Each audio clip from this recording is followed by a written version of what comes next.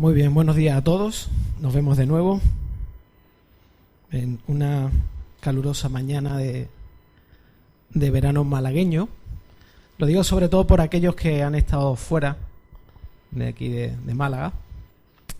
Y bueno, quisiera hoy no solamente recordar lo que estamos haciendo, ¿vale? Sobre todo aquellos que nos visitáis por primera vez y los que habéis estado desconectados algunos días. Estamos en el Sermón de la Montaña, seguimos allí, en el sermón más fantástico, más increíble que nunca jamás alguien ha predicado, y estamos ya acercándonos al final. Hoy vamos a empezar el capítulo 7, que es el último capítulo donde Jesús concluye o termina con algunos asuntos respecto a lo que está diciendo, ¿no? En concreto, hoy vamos a ver los versículos del capítulo 7, como digo, versículos del 1 al 6, ¿vale? Y sabiendo cómo somos los seres humanos, sabiendo que somos... se nos olvidan las cosas fácilmente, no sé a vosotros, pero a mi hijo hay cosas que no se le olvidan nunca, pero yo estoy ya en una edad, en un estadio donde fácilmente se me olvidan las cosas. Vamos a hacer un resumen muy breve y muy rápido de los aspectos y de las cosas que Jesús nos ha estado enseñando, nos ha estado hablando desde el principio del Sermón del Monte hasta este momento, porque es importante que no perdamos el hilo de lo que Jesús está diciendo, ¿vale? Así que lo primero que nos encontramos, acordaos, empezamos en el capítulo 5, Jesús habla de cuál es el carácter de aquellas personas que él considera que son miembros del reino de los cielos. Está hablando del carácter de los cristianos, de los verdaderos cristianos, ¿vale? Acordaos de las bienaventuranzas, bienaventurados los pobres de espíritu, bienaventurados los que lloran, etcétera, etcétera. Hablan del carácter. Luego, un poco más adelante, Jesús habla del problema que van a tener estas personas. Habla del sufrimiento, habla del rechazo, ¿vale? Del entorno en el que estas personas, que son verdaderos ciudadanos del reino, van a vivir normalmente. Un poquito más adelante, Jesús les recuerda no solamente que van a vivir en un entorno hostil, sino que Dios los va a utilizar para que sean sal y luz, para que estén expuestos, ¿vale? Para que cumplan una función determinada, ¿no? De iluminar, de mostrar y de enseñar la verdad de Dios de una forma viva y a través de las palabras también. La siguiente sección, donde nos paramos bastante tiempo, era donde Jesús se detuvo a explicar realmente cuál era el espíritu de los mandamientos. Y la recordaréis porque era en la sección donde Jesús le decía a los que le hablaba: habíais oído, oísteis, pero yo os digo, ¿vale? Él reinterpretó correctamente toda la ley de Dios, ¿vale? A continuación, Jesús se detiene y habla de la vida piadosa de los ciudadanos del reino. Habla de aspectos que tienen que ver con el ámbito espiritual, el tema de las limosnas, acordaos de la oración, acordaos del ayuno, ¿vale? El objetivo de que todo esto tiene es justamente buscar la intimidad con Dios, disfrutar de Dios y no mostrar a los hombres lo bueno que somos. En línea general lo que Jesús expresa, ¿no? Y que es algo con lo que vamos a luchar y tenemos que saber que eso es algo que está en nuestro corazón. Por último, en la última sección, que corresponde a los dos mensajes anteriores que estuvimos compartiendo, tanto Nico como yo, Jesús habla de lo sutil que va a ser y de lo real que va a ser el peligro de ser dominados por las cosas materiales, por el dinero, por las posesiones, y no solamente cuando tenemos demasiado, sino también cuando no tenemos demasiado, cuando tenemos poco, cuando hay pocos bienes materiales, ¿vale? Y por último, en esta sección, en este capítulo 7, Jesús va a hacernos enfatizar algo que no debemos perder como creyentes nunca y que tendemos a perder esa perspectiva, tendemos a olvidarnos de una gran realidad. Y el capítulo 7 está centrado en este aspecto y tiene que ver con el hecho de que nuestra vida actual es una vida de un camino de ida. Es decir, nosotros estamos viviendo en un lugar, pero vamos a un sitio, vamos a una dirección determinada. Nos vamos a encontrar un día con Dios y con Jesús y nos va a juzgar. Vamos a presentarnos delante de un juicio, vamos a ser evaluados y Dios finalmente en ese juicio va a determinar dónde vamos a ser enviados, cuál va a ser nuestro destino final y eterno. Y este es un tema, si miráis en el capítulo 7 más detenidamente, es un tema que está por debajo de todo lo que Jesús está diciendo, ¿vale? en línea general, ¿vale? Es relevante que recordemos este aspecto porque seguramente, como dice Martin Lloyd-Jones, la mitad de nuestros problemas, y esto es un aspecto más general, la mitad de nuestros problemas se deben al hecho de que vivimos como asumiendo de que esta vida es la única vida y el único mundo que tenemos. Vivimos así constantemente. Claro que sabemos que ello no es así. Sabemos que no es así. Solo sabemos. Y dice Lloyd-Jones, que es muy relevante, dice, pero hay una gran diferencia entre saber una cosa y guiarse y gobernarse realmente por ese conocimiento en la vida y perspectivas ordinarias. Y esto hace la diferencia. Una cosa es que yo entienda lo que significa que no pertenezco a este mundo, aunque estoy viviendo a él, sino que hemos sido llamados como hijos de Dios a un lugar que nos está esperando. Y otra cosa es que eso afecte a mi forma de vivir ahora. Y eso es lo que pretende Dios, ¿no?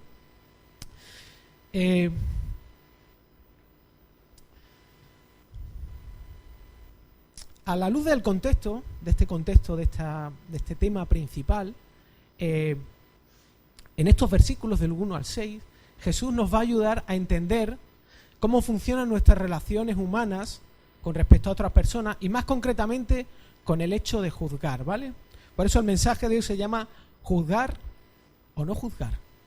Y espero que cuando termine de compartir con vosotros todo lo que tengo aquí, salgamos convencidos de que quizá no estábamos pensando de la forma como Jesús quería hacernos pensar.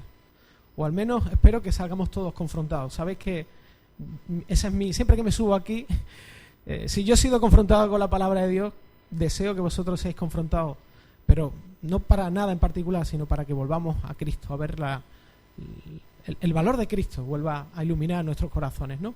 Vamos a acercarnos al texto. Invito a que abráis vuestras Biblias justamente en esos versículos del capítulo 7 de Mateo y los vamos a leer juntos, ¿vale? Y dice así, son palabras de Jesús registradas en el Evangelio de Mateo, dice así: no juzguéis para que no seáis juzgados, porque con el juicio con el que juzguéis seréis juzgados, y con la medida con la que midáis se os medirá. ¿Y por qué miras la mota que está en el ojo de tu hermano y no te das cuenta de la viga que está en tu propio ojo? ¿O cómo puedes decir a tu hermano, déjame sacarte la mota del ojo, cuando la viga está en tu ojo? Hipócrita, saca primero la viga de tu ojo, y entonces verás con claridad para sacar la mota del ojo de tu hermano. No deis lo santo a los perros, ni echéis vuestras perlas delante de los cerdos, no sea que las huellen con sus patas y volviéndose os despedacen. Vamos a ver, en este mensaje vamos a ver 3 puntos, como refleja el bosquejo que tenéis ahí delante vuestra. Vamos a ver el significado de juzgar, por qué no debemos juzgar, y por último, seguramente alguno de vosotros diréis, ¿y el versículo 6 qué pinta aquí? Parece fuera de contexto. Tranquilo, tenéis que esperar hasta el final. Y vamos a ver exactamente qué relación tiene con lo que Jesús está diciendo en esta parte del Sermón del Monte. Así que vamos a ver, en principio, el versículo 1, que tiene que ver con el hecho de qué significa no juzgar. Y aquí voy a estar un buen ratito, así que tenme un poco de paciencia. Mientras estudiaba este texto, pensaba justamente en este versículo y llegaba a la siguiente conclusión. Creo que muchas personas que no son creyentes, gente que está en la calle, que podemos encontrar en la calle y no conoce a Cristo, creo que sin duda, si tú pusieses en Facebook esta frase con un fondo bonito y la publicases en tu muro, seguramente muchas personas le darían like, tendrías muchos likes, ¿no? La frase sería, no juzgues a nadie para que nadie os juzgue a vosotros, ¿no? En la versión que yo tengo, nueva versión internacional. Sería como decir, bueno, vive y deja vivir. Haz lo que quieras, no molestes a nadie y nadie te va a molestar a ti, ¿vale? Y realmente como piensa la gente en esta sociedad, la visión posmoderna que hay, como todo es relativo, pues lo que tú determines para tu vida es bueno para ti, mientras no me afecte a mí, ¿no? Ahora bien, ¿es realmente Jesús lo que está diciendo aquí? ¿Él pretende decir esto? Os voy a decir una cosa, si pensamos y leemos de esta manera, nos vamos a quedar en la superficie y no vamos a entender realmente lo que quiere expresar Jesús. ¿Vale? ¿Qué debemos hacer ante esta afirmación? Es un mandato de Jesús. Jesús nos está mandando que no juzguemos para que no seamos juzgados. ¿Está Jesús acaso diciendo, mira, tenéis que reprimir, tenéis que evitar esa acción de juicio que sale dentro de vosotros, tenéis que anular esa capacidad que tenéis vosotros mismos de juzgar lo que hacen otras personas y otras personas? Y además, me tendría que preguntar, si yo dejo de hacer eso, ¿los demás entonces no tienen derecho a juzgarme? Si dejo en paz a los demás, ¿me dejarán en paz a mí? Yo os voy a invitar esta mañana, y vamos a hacerlo de una forma muy sencilla, a daros 2 reglas de interpretación bíblica. ¿Y por qué quiero hacer esto esta mañana? Bueno, la mayoría de los que estamos aquí tenemos Facebook, tenemos cuentas en redes sociales y hay una tendencia a compartir versículos bíblicos y en muchos casos eso está muy bien, está genial, pero debemos entender cómo entender esos versículos bíblicos, ¿vale? Y Dios nos ha dado un entendimiento y una inteligencia para justamente aplicar ciertas reglas que nos ayuden a no entender mal ciertos versículos, como podría entender alguien si lee rápidamente este mandato de Jesús. Así que esas 2 sencillas reglas, que van a ser muy facilitas, la primera de ellas tiene que ver con el hecho de que la Biblia se interpreta a sí misma, ¿vale? O sea, la Biblia es un libro maravilloso y fantástico donde está la revelación de Dios, la palabra de Dios, y la Biblia se interpreta a sí misma, nos ayuda a explicar lo que ella misma nos quiere decir. Y el segundo aspecto, que es muy importante, es que el contexto importa. Cuando nosotros sacamos un texto de un contexto, si no tenemos en cuenta el contexto, podemos hacer que ese versículo diga cualquier cosa que nosotros queramos, ¿vale? Así que lo primero que voy a hacer es aplicar la segunda regla, la regla del contexto. Y fijaos, en el mismo texto, en el mismo bloque de este Sermón del Monte, si nosotros concluimos con que Jesús nos está diciendo que no debemos juzgar, que no tenemos que usar nuestro criterio de juicio, entonces en el versículo 6, ¿vale? Dice, no deis lo sagrado a los perros, no sea que, etcétera, etcétera, no echéis pera a los cerdos. Si no podemos juzgar, ¿cómo vamos a saber qué es un perro, qué es un cerdo? No puedo saberlo. Si no puedo aplicar mi criterio de juicio, no puedo saberlo. De la misma manera, un poco más adelante, en el versículo 14, Jesús nos habla de una puerta estrecha, ¿vale? De un camino angosto y, por ende, de una puerta ancha y de un camino ancho. De la misma manera, no puedo. Si no puedo aplicar mi juicio, mi criterio de juzgar, obviamente no voy a poder decidir. Y así, más adelante nos encontramos con los falsos maestros, en el versículo 15, nos encontramos en el 17 con los árboles buenos y los frutos buenos, en el 24 el hombre sabio y el hombre necio, etcétera, etcétera. Es decir, Jesús, si en un momento determinado está diciendo que no juzguemos, pero luego nos está impulsando a que tengamos un criterio de juicio, Jesús no nos está diciendo aquí que no juzguemos. ¿Qué nos está diciendo Jesús aquí? ¿Cómo quiere que apliquemos o vivamos los versículos siguientes si no podemos juzgar? Así que hemos visto que, por causa del contexto, Jesús no está diciendo lo que a priori parece que está diciendo, que podemos interpretar mal. Segunda regla, muy rápido. La Biblia tiene que explicarnos el hecho de que Jesús nos impida o no permita que nosotros juzgamos. Hay cientos de versículos en la Biblia que justamente apoyan lo contrario. Por lo tanto, Jesús no está diciéndonos esto. De hecho, yo he cogido un par de ellos rápidamente, ¿vale? Y en Juan encontramos, Juan 7:24, encontramos que Juan está diciendo: no juzguéis por la apariencia, sino juzgad con juicio justo. O sea, todo lo contrario. Hay un llamado a juzgar. En Hebreos, de la misma manera, nos habla justamente de la necesidad de discernir entre el bien y el mal, es decir, de juzgar también, ¿vale? Es más, si miramos las cartas pastorales de Pablo, si tú lees todas las cartas pastorales de Pablo, te vas a dar cuenta que son instrucciones a que Timoteo o Tito hagan juicio, determinen si hay cosas que están bien o están mal, ¿vale? Espero que quede esto claro. Hay también otros textos que apoyan esto. En el caso de Timoteo, como ya he dicho, en el primer caso, 1 Timoteo 1:3, está hablando de personas que están justamente enseñando doctrinas extrañas, y lo que está diciendo Pablo a Timoteo es que vaya a esas personas que él ha juzgado como falsos maestros y los confronte, ¿vale? Y los enseñe. Y de la misma manera, en la segunda carta a Timoteo 4:2, justamente Pablo le dice que a estas personas, y en general a todos los creyentes de la iglesia, los reprende, los exhorta. ¿A qué personas? Aquellas personas a las que Timoteo vea y juzgue y determine que es necesario hacer este tipo de cosas, ¿vale? Por lo tanto, no puede haber contradicción en lo que Jesús nos está diciendo aquí, que tiene que ver con no juzgar, y entre lo que dice Jesús un poco más adelante, lo que dice Pablo y lo que se dice en otros lugares de la Biblia. Así que debemos concluir que aquí Jesús no está hablando del juicio en sí, ¿no? Está hablando de otra cosa, ¿vale? Pero es relevante, es importante que recordemos una cosa. Esto es muy importante. Cuando leemos el Sermón del Monte, cada una de sus secciones, debemos pararnos constantemente a pensar lo siguiente. Jesús no solamente tiene a sus discípulos delante, no solamente está hablando a sus discípulos, a gente que es creyente, los que le está enseñando, los que le consideran su Señor y confían en Él y le siguen, sino que también hay un montón de fariseos escuchándolo. Hay muchos fariseos que están interesados en lo que Jesús está diciendo y seguramente con unas motivaciones no muy limpias, ¿no? Así que, ¿por qué habla Jesús sobre juzgar a las demás personas? ¿Por qué nos dice esto Jesús? Pues yo creo que lo hace por dos cuestiones básicas. La primera de ellas, que si has leído bastante, sobre todo el libro de Hechos, y cómo Jesús se acercaba a los fariseos, sabrás que los fariseos eran especialistas en juzgar. Eran los más religiosos, los que se consideraban más cercanos a Dios y además los más críticos en su forma de juzgar a los demás, ¿vale? Pero además, ¿y los discípulos de Jesús que estaban delante qué?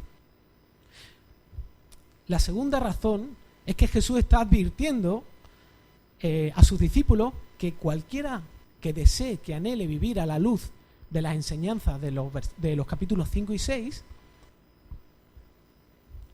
no va a estar libre de caer en sentirse orgulloso de sus bondades y mirar a los demás con desprecio. Ahí estamos tú y yo. Jesús nos quiere decir que esto va a ser una lucha en nuestra vida. Así que quisiera dar una frase sencilla que exprese con más detalle lo que Jesús quiere que entendamos a través de estas palabras. Jesús lo que quiere que entendamos es que hay una lucha tan profunda y oculta dentro de nosotros que necesitamos saber que vamos a juzgar a los demás sin juzgarnos a nosotros mismos antes. Jesús quiere que sepa que esta es una realidad actual. Vamos a tener que juzgar situaciones, acciones y personas a lo largo de toda nuestra vida. Es algo que vamos a hacer. De hecho, como recordaba antes, si Cristo nos llama a ser sal y luz, la luz alumbra y la sal da sabor. Por lo tanto, nos vamos a encontrar en esa situación y en esas circunstancias. Lo segundo es que vamos a tener una tendencia a pensar que estamos capacitados y que estamos en condiciones de poder juzgar la vida de otras personas y sus acciones.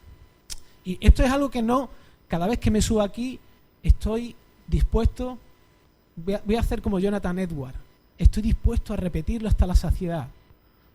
Porque no podemos olvidarlo, no podemos olvidar que en nuestro corazón hay una lucha latente, hay una lucha constante entre el pecado que aún queda dentro de nosotros. Sí, hemos muerto el pecado ya no nos domina, pero sigue habiendo una lucha latente y Cristo nos da su poder para que a través de su poder podamos luchar contra esa parte de nosotros mismos que quiere volver a dominarnos.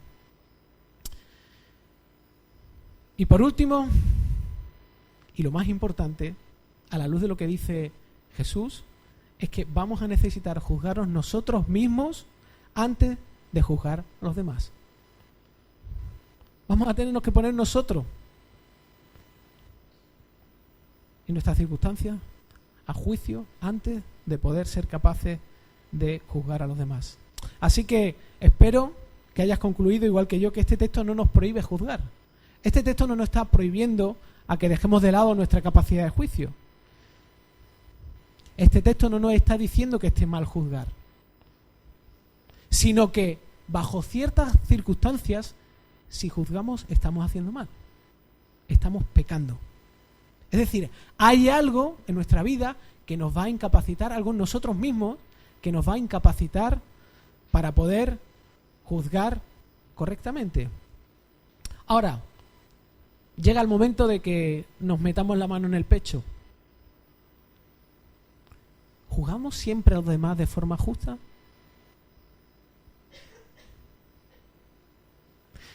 Y mi pregunta es, ¿cuántas veces, o sí, seguro que unas cuantas, si eres humano como yo, unas cuantas, ¿cuántas veces has juzgado a una persona o una acción de una persona?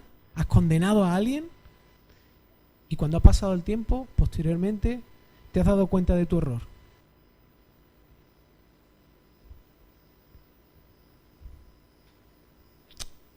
A lo mejor no has querido darte cuenta de tu error, ¿no? Y quizá con vergüenza has camuflado el hecho de que te habías equivocado, justificado, etcétera, etcétera. Conozco mucha gente así, y yo soy así, muchas veces soy así. Así que nuestra realidad es esta, que todo el mundo, nadie se libra, bajo ciertas circunstancias, hace mal al juzgar. Así que el problema que Jesús nos quiere ayudar a que entendamos no es en sí el juicio, es decir, no tiene que ver con la acción de juzgar, que lo externo es lo que se ve desde fuera, lo que yo hago. Puedo hacerlo verbalmente o puedo hacerlo a través de lo que pienso, porque la mayoría de veces juzgamos con nuestra mente y somos tan cobardes que no somos capaces de decirlo, sino que tiene que ver en sí mismo con la persona que está juzgando.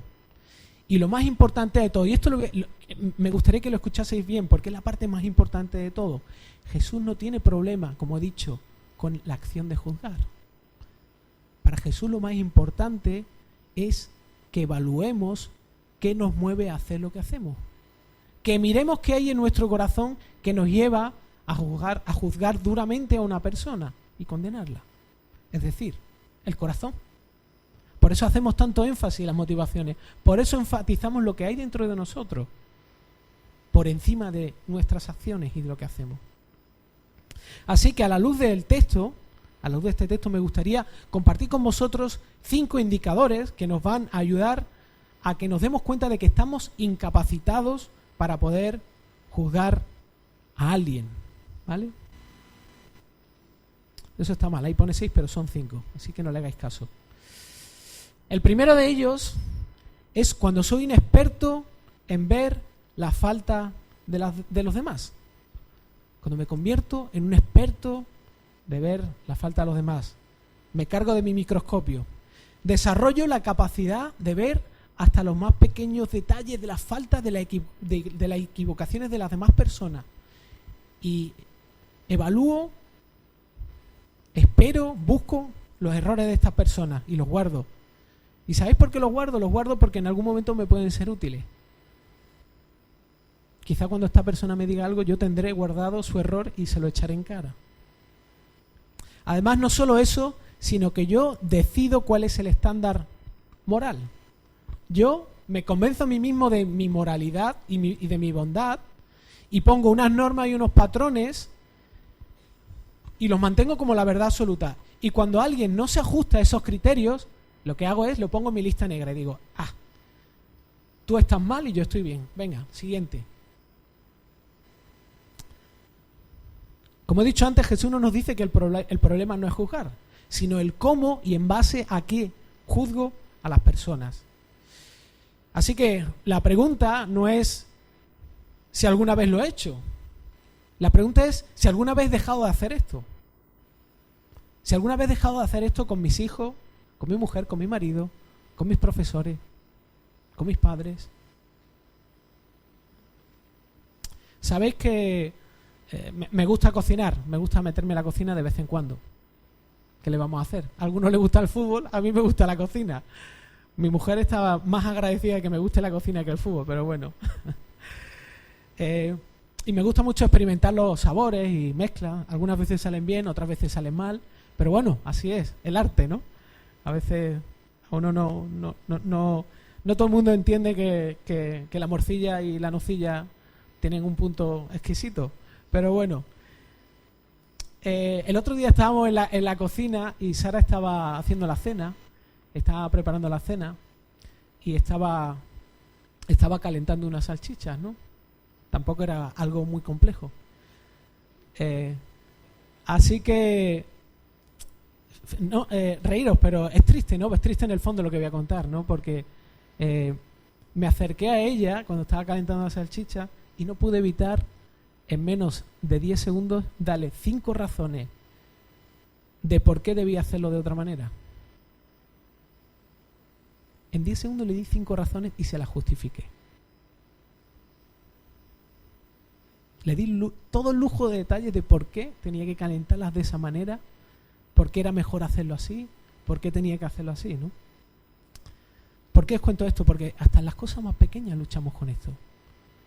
En los detalles más tontos de nuestra vida luchamos con esto. Y Jesús quiere que entendamos que es una realidad de la que necesitamos ser rescatados. El segundo aspecto tiene que ver con el hecho de que soy prejuicioso. ¿Qué es esto? Bueno, el gran problema de juzgar mal tiene que ver con el espíritu crítico. Y el espíritu crítico, cuando somos críticos con las personas, lo que está revelando de nosotros es que nos sentimos superiores. Nos convencemos de que tenemos la capacidad, una capacidad superior a los demás y que somos capaces de saber los detalles mejor que el resto de personas. Es más, pensamos que conocemos los detalles de vida de personas que no conocemos, no sabemos cómo esta persona es por dentro, no sabemos absolutamente nada, pero nos creemos con la autoridad y con la capacidad de conocer los detalles y las intenciones de las personas. Nos engañamos a nosotros mismos, nos dejamos engañar. Y una vez que nos hemos convencido de eso, de esto que estoy diciendo, nos sentimos totalmente capacitados y con el derecho de poder seguir asesinando el carácter de las personas. Podemos seguir, como hacen los magos, atravesándole con espadas, porque nosotros somos mejores, estamos mejor. Pero quiero deciros que el espíritu crítico solo nace de un único sitio, del orgullo humano. Del orgullo humano. El espíritu crítico sale de nuestro orgullo. Cuando una persona es humilde, no tiende a ser crítica ni prejuiciosa. Pero las personas orgullosas tienen una gran dificultad en evitar esto. No pueden evitar criticar a los demás. Y fácilmente hacen juicio. Me pasó a mí cuando calentaba Sara la salchicha. Así que debemos entender también que ser prejuicioso, acercarnos a las situaciones de las personas con una concepción egoísta o orgullosa de que sabemos realmente lo que está pasando, tiene mucha relación con la inmadurez. ¿Sabéis por qué? Cuando uno es inmaduro, se deja influir fácilmente. Puedo ser influenciado por los comentarios de otras personas. Comentarios negativos que otras personas me hagan de terceras partes. ¿Y por qué digo que esto es una característica de la inmadurez? Porque soy tan inmaduro que no sé manejar ese tipo de cosas. Y Dios es muy claro. Dios nos ha dado en la Biblia herramientas de cómo manejar este tipo de cosas. Y cuando nos dejamos influenciar estamos manifestando que somos inmaduros. Obviamente, Dios no quiere que no nos dejemos influenciar. De hecho, Dios quiere que seamos influenciados por el Espíritu Santo. Pero estoy hablando de otro aspecto. Estoy hablando de un aspecto que es pecaminoso. El tercero de ellos, el tercer indicador es cuando soy condenatorio. Es cuando necesito buscar a un culpable. Necesito descargar sobre un culpable ese juicio, esa actitud, lo que sea, ¿no? Buscar culpable a la otra persona. Me siento además con la libertad y la necesidad de hablar y escuchad esto, porque esta es una característica en la que Jesús hace un énfasis muy importante en estos textos. Me siento la necesidad de hablar sin compasión de los errores de otras personas. Es más, recuerdo lo que le pasó a Adán en Génesis 3. No, esto no es nuevo. Esta actitud, esta forma de responder. Adán lo hizo cuando tanto Adán como Eva pecaron. ¿Adán qué hizo? Lo primero que hizo fue condenar a Eva, decirle, ella es la culpable. Nosotros actuamos de la misma manera. Y por otro lado también no debemos olvidar que las situaciones que vivimos nosotros son la ocasión, ¿vale? No son la causa, son la ocasión. ¿Por qué la ocasión? Porque las situaciones exponen lo que hay dentro de nosotros realmente. La otra persona no es culpable de cómo me siento yo. Cuando me agitan, cuando me aprietan, cuando me mueven, lo que sale es lo que hay dentro de mí. Y yo soy responsable de lo que hay dentro de mí. ¿Fue Jesús así? ¿Qué salió de Jesús cuando fue apretado y agitado? ¿Salió condenación?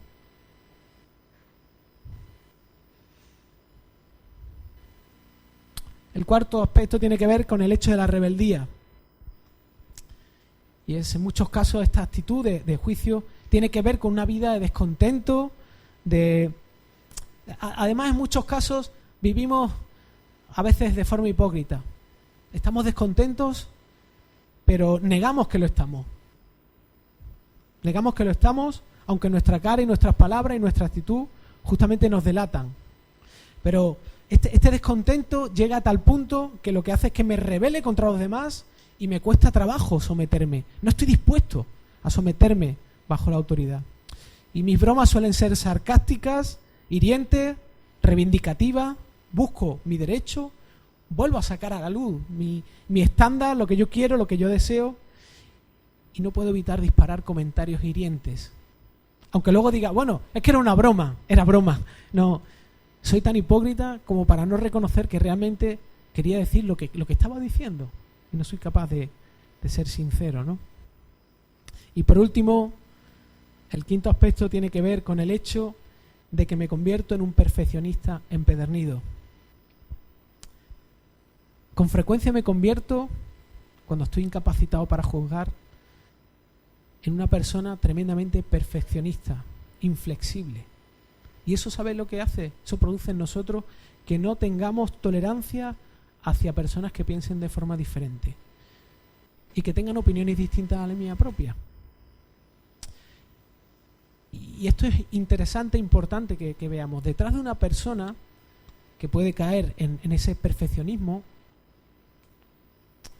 en muchos casos hay detrás de ese perfeccionismo, o sea, mejor dicho, delante de ese perfeccionismo, lo que vemos son personas serviciales, personas muy serviciales. Personas que desean servir no por el mero hecho de servir, sino porque necesitan la aprobación de los demás. Son personas donde su corazón, todos sus afectos están centrados en el hecho de que las cosas se hagan en la manera que ellos determinan que es perfecta y correcta. Por eso tratan de garantizar su identidad haciendo las cosas perfectamente, habiéndose convencido de que nadie puede hacer lo mismo que ellos. Así que en una frase muy sencilla que muestre cómo es el tipo de carácter de esa persona, de nosotros en muchas ocasiones, que nos incapacita para poder hacer un juicio en los términos que Jesús dice, lo podríamos expresar así. Son personas expertas en detectar, diagnosticar y en muchas ocasiones difundir sin compasión los errores de otros. Y mientras miraba este texto y meditaba en este asunto, me llegó a la mente lo siguiente: ¿no es este el espíritu de muchos de los programas de televisión que tienen tanta audiencia? ¿No es lo que vende en la televisión? Un grupo de personas que se dedican a mirar los problemas de otros y no solo eso, sino difundirlo entre todo el mundo. Ver cuáles son los errores, las cosas más sucias, más feas, ¿no? Así que Jesús sabía que esto era algo que el ser humano iba a tener muchos problemas con esto. Jesús lo sabía. Así que llegados a este punto, necesitamos saber que estamos en condiciones, necesitamos saber, por un lado, sabemos cuándo no podemos emitir juicio, cuándo estamos incapacitados. Pero por otro lado, también necesitamos saber, y el texto nos ayuda a entender, cuándo realmente estamos capacitados para poder emitir un juicio en los términos que Dios determina, un juicio justo, ¿no? Y como ya he dicho antes, la compasión es uno de los términos importantes. La compasión es muy importante y que la entendamos. Así que la pregunta que necesitamos hacernos para evaluarnos antes de poder decirle algo a una persona, tomar un juicio sobre esa persona, ¿vale?, es la siguiente. Lo que ha hecho esa persona, el pecado de esa persona, ¿me molesta o me duele? Y puede que hasta incluso te pregunten, bueno, molestar y doler no es lo mismo. No es exactamente lo mismo. Cuando algo me molesta, también me duele, ¿no? No es lo mismo. No es lo mismo. No es lo mismo. ¿En qué sentido? Cuando hablo de que algo me molesta, estoy centrado en mí. Me molesta a mí. Ahora, ¿qué significa que me duela el pecado de otra persona? Lo vamos a ver un poco más adelante. Pero si el pecado, lo que está haciendo otra persona, me molesta a mí, eso es un indicador de que no debería, de que no debería juzgar porque no estoy en condiciones de hacerlo. Si lo que estoy experimentando es que me molesta a mí, es un indicador que justamente me impide poder juzgar bien. Porque la molestia, como he dicho, está enfocada en mí.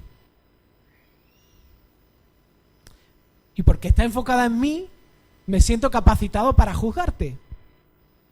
Como me molesta a mí, como me molesta a mi reino, a mis normas, a lo que yo quiero, entonces yo tomo la determinación de poder juzgarte, condenarte y además buscarte la solución que tú necesitas y que yo creo que necesitas.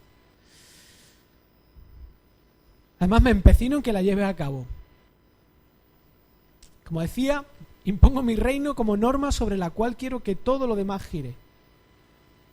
Como yo, con la salchicha. Yo quería que la salchicha se calentase de esa manera. Y quisiera ver el contraste entre esto justamente en un momento determinado donde Jesús estaba con sus discípulos y venían habían estado en Samaria, ¿vale? Eso está en el texto en Lucas 9 del 51 al 54, ¿vale? Y dice así: y sucedió que cuando se cumplían los días de su ascensión, él con determinación afirmó su rostro para ir a Jerusalén y envió mensajeros delante de él, y ellos fueron y entraron en una aldea de los samaritanos para hacerle preparativos. Estos enviados eran justamente discípulos de Jesús, pero no le recibieron porque sabían que había determinado ir a Jerusalén. Al ver esto, sus discípulos Jacobo y Juan dijeron: Señor, ¿quieres que mandemos que descienda fuego del cielo y los consuma? La respuesta de los discípulos de Jesús ante el rechazo en Samaria fue: Jesús, esto lo entregamos en holocausto, ¿vale? Llevamos unos cuantos cócteles Molotov, incendiamos la aldea y cumplimos la justicia. Eso es lo que hacemos nosotros. Así somos nosotros. Ahora bien, el contraste viene con lo que decía.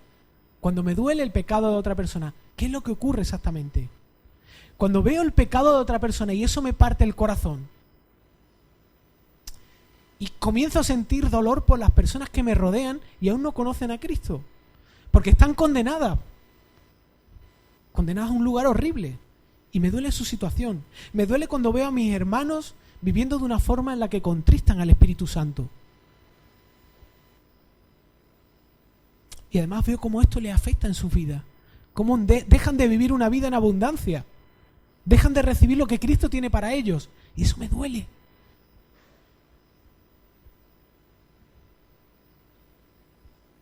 Como esto les afecta, a ellos mismos me duele. Pero no me molesta a mí. Me duele por ellos. Entonces cuando esto pasa, cuando esto ocurre, entonces el asunto cambia. Si veo que el pecado de otra persona me duele, esto puede ser una evidencia de que mi motivación es la correcta. Como decía, ya no me impulsa el que me moleste a mí. No es la molestia egocéntrica y centrada en mí mismo, sino es un dolor compasivo hacia la otra persona por lo que está perdiendo, lo que se está perdiendo de Cristo. Esta fue la respuesta de Jesús a los samaritanos, que continúa en el pasaje anterior, en Lucas 9:54. Pero él, volviéndose, los reprendió y dijo: vosotros no sabéis de qué soy, de qué espíritu soy, porque el Hijo del Hombre no ha venido para destruir las almas de los hombres, sino para salvarlas. Y se fueron a otra aldea. Jesús podía haberlos condenado y dijo: no he venido a condenar, he venido a salvar. Qué contraste, ¿verdad? Qué contraste. Cuando estoy espiritualmente mal, lo que sale de mí son cosas feas. Condenación, crítica, falta de misericordia. Así que cuando comiences a criticar a una persona, a alguien, evalúate antes a ti mismo. Mira tu corazón y recuerda, ¿te duele o te molesta?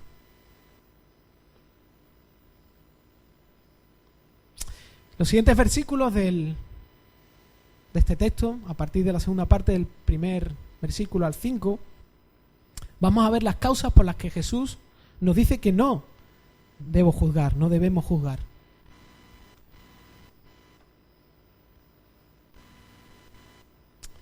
Y la primera de ellas, como nos dice el versículo 2,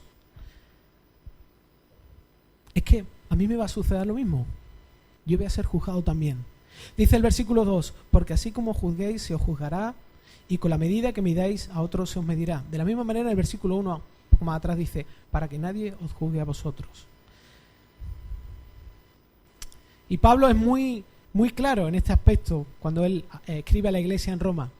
En estos dos textos nos habla justamente del énfasis de lo que, enfatizando lo que Jesús dice aquí. Dice en Romanos 2:1, dice: por lo cual no tienes excusa, hombre, quien quiera que tú seas tú que juzgas, pues al juzgar a otro a ti mismo te condenas, porque tú que juzgas practicas las mismas cosas.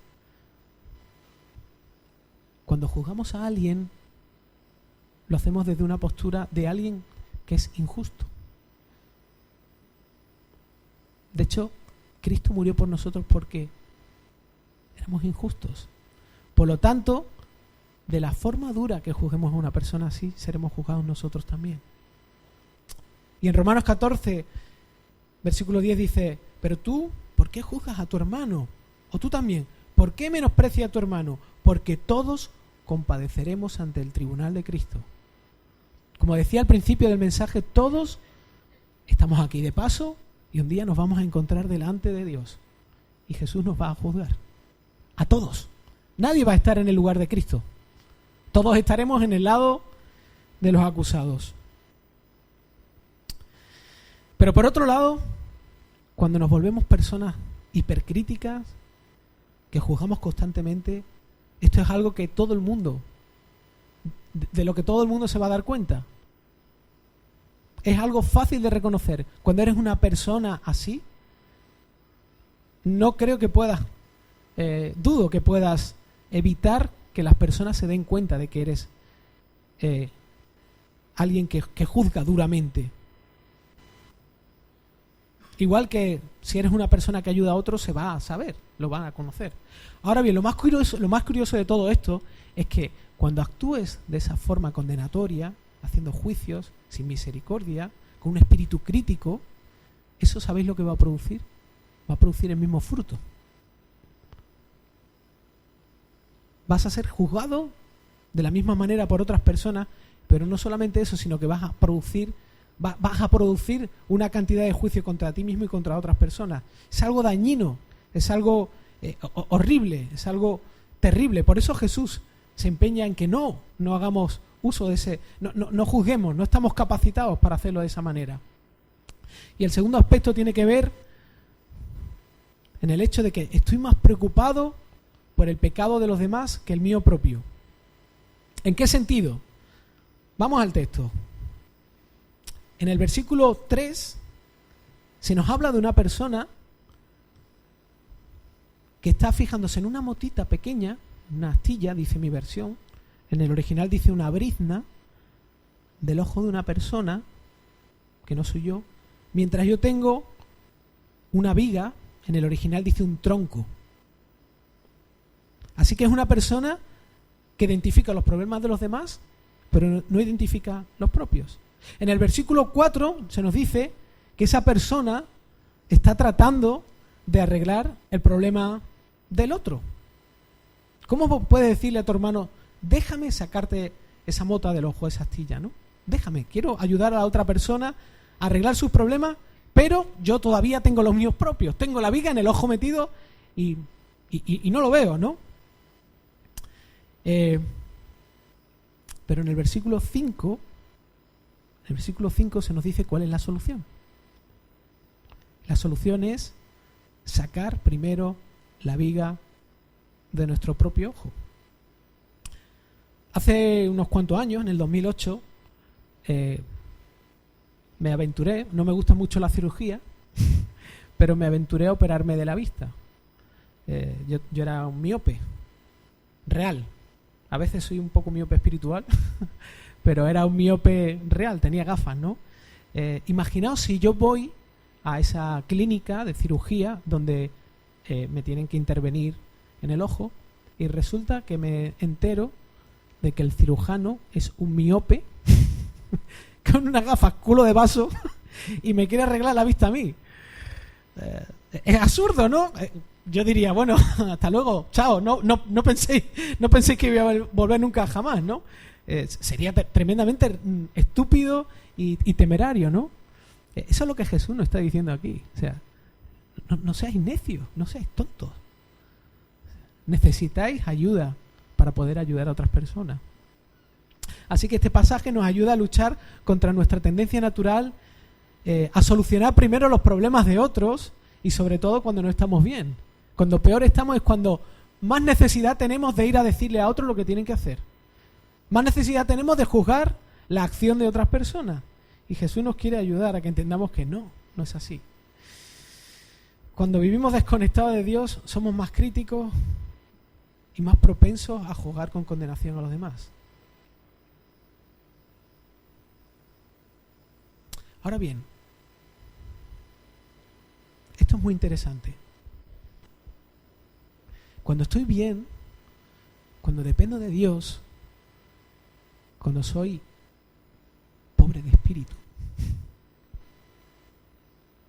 Dios es muy sabio y me pone situaciones en las que me llama a ayudar a otras personas, a exhortar, a confrontar su pecado. Ahora, ¿qué pasa? En esos momentos me di cuenta de que no soy capaz, no tengo la capacidad de poder hacer eso. Cuando he evaluado cómo soy yo realmente, cuando he quitado la viga de mi ojo, pero Dios, a través del poder de Cristo, me ayuda a vencer cosas como, por ejemplo, el miedo a lo que la otra persona me pueda decir. Y no solo eso, sino que es capaz de conformar mis palabras, mi forma de acercarme a la otra persona para que la pueda amar bien, para que pueda ayudarla y no condenarla. Y pensaba, mientras miraba en este aspecto del texto, pensaba en Moisés. Moisés vivía con el faraón, tenía una suite allí, tenía una cuadriga Porsche, otra Ferrari, tenía una buena cuenta bancaria, la visa de Egipto, no tenía fondo, o sea, mejor dicho, no tenía fin. Y él determina que ahora está en las condiciones, después de haber terminado el máster en conducción del pueblo de Israel a través del desierto, terminó ese máster, y él dijo, estoy en las condiciones de poder sacar al pueblo de Israel de aquí. ¿Y sabéis lo que dijo Dios? Dijo, no, así no, así no. Tiene que ser conmigo. Así que Dios hizo que Moisés se marchara de aquel sitio, tuviera que salir corriendo, y durante 40 años estuvo, si antes vivía como un rey, viviendo como un pastor de ovejas en el desierto y comiendo de lo que allí había, ¿no? Y rodeado de animales. Y en ese momento fue cuando Dios le dijo, ahora sí, ahora sí. Y en cierto sentido eso es lo que quiere que entendamos Jesús. Solamente cuando dependemos de Él, solamente cuando vemos la realidad nuestra y dependemos de Él, es cuando estamos capacitados para poder ser un instrumento suyo. Solo cuando nos damos cuenta de que no podemos nosotros mismos y que dependemos totalmente de Él, entonces Dios nos da su poder. Estamos terminando ya, estamos llegando a ese versículo tan complicado, tan difícil de entender y a veces parece que extraño, ¿no? Es un versículo que tiene, lo voy a decir de antemano, es un versículo complejo, complicado. Yo no soy un erudito, pero sí que tiene varias interpretaciones y a la luz de lo que Jesús nos está diciendo, pareciera que está fuera de contexto, pero quiero compartir la interpretación que yo entiendo que es más convincente y que se ajusta al contexto de lo que está Jesús diciéndonos. Jesús en este versículo no está cambiando de tema, está tratando del mismo tema, del juicio, ¿vale?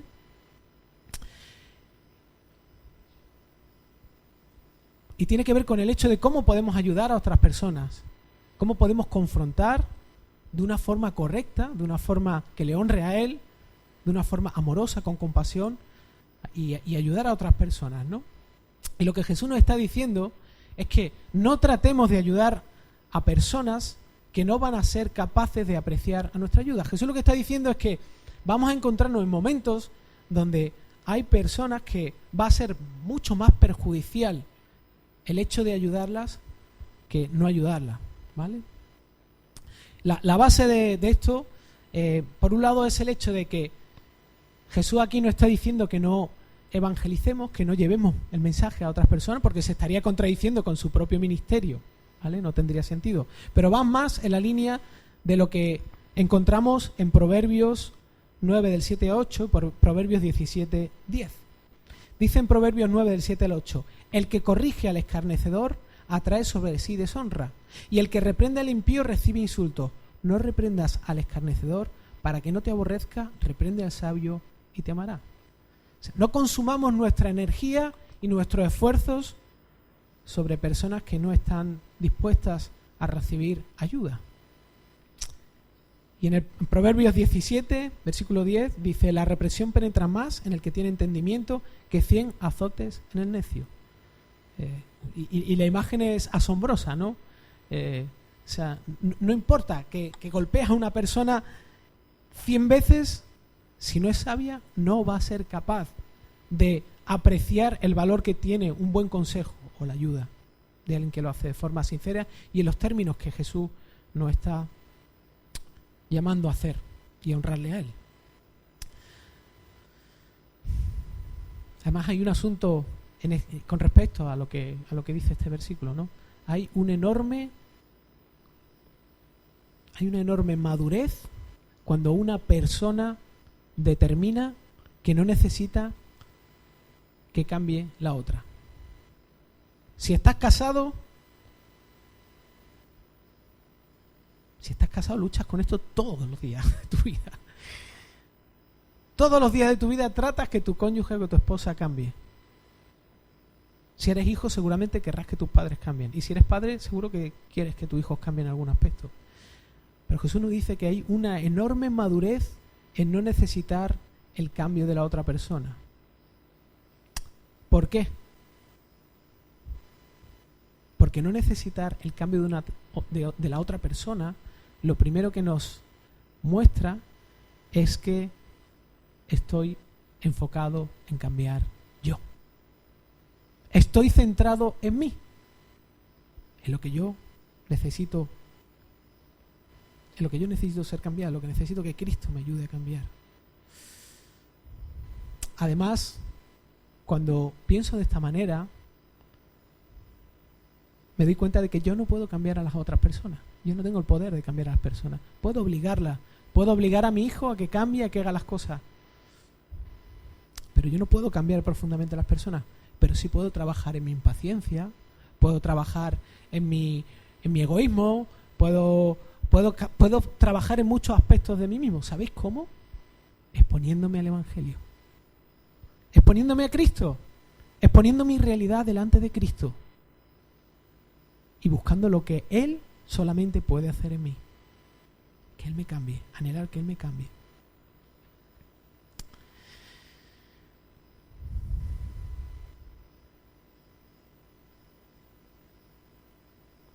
Quisiera acabar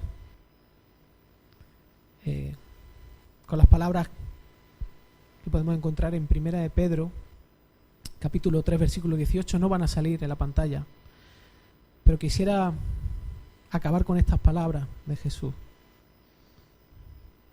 Primera de Pedro 3, 18. Dice, en el contexto, Pedro está escribiendo una carta a personas que están siendo perseguidas, que están viviendo injusticia, etcétera, etcétera, etcétera, ¿no? Y está alentándolos y les dice, porque también Cristo murió por los pecados una sola vez, el justo por los injustos, para llevarnos a Dios, muerto en la carne, pero vivificado en el Espíritu. Quiero decirte una cosa. Hemos estado hablando de qué nos incapacita para poder juzgar a otras personas, sus errores, sus pecados. Pero quiero que recuerdes que Jesús no tenía este problema. Jesús no estaba incapacitado, todo lo contrario. Jesús estaba capacitado para juzgar el pecado de las personas. Pero no solamente para juzgar, sino para condenar también. ¿Y sabéis lo que hizo? Lo dice aquí el texto.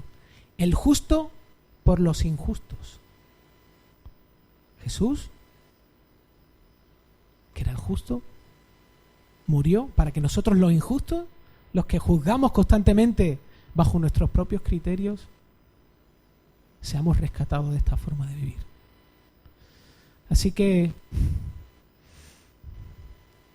espero que en esta semana el Señor utilice estas palabras para que seamos alentados a que por un lado entendamos cuál es nuestra lucha con el juicio, a por otro lado que entendamos nuestra falta de misericordia, pero sobre todo que experimentemos la misericordia de Cristo, el justo que murió por los injustos. Vamos a orar.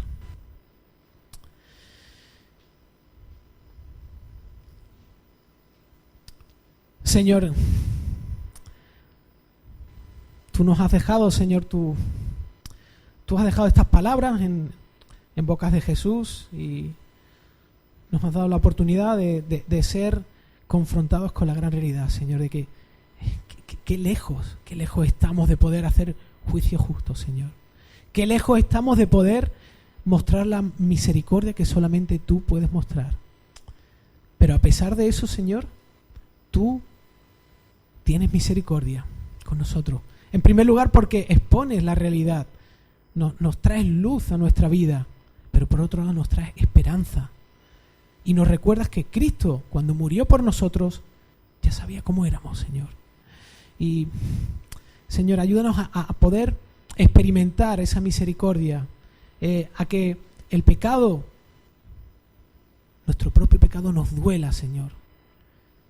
Y que eso nos ayude a buscarte a ti, a entender lo horrible del pecado, cómo eso nos aparta de ti, de la relación, de la comunión contigo, de verte como lo que tú eres, pero a la vez, Señor, nos pone carga para ayudar a las personas que están cerca de nosotros, nuestros hermanos, Señor, primeramente, personas que tú has puesto cerca de nosotros